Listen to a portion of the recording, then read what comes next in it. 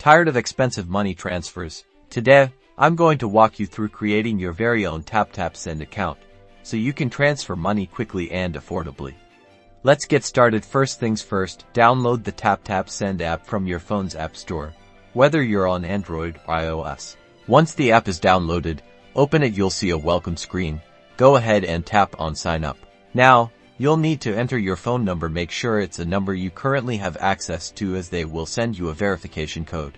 Next, you will receive a verification code via SMS. Input this code into the designated field within the app to verify your phone number. Great, now you need to create your account profile. First, enter a valid email address, create a strong password, confirm your password by re-entering this, and tap on Continue. On the next screen, you'll be required to enter your name, follow the prompts, and input the necessary details, including your first, middle, and last names. Then tap Next.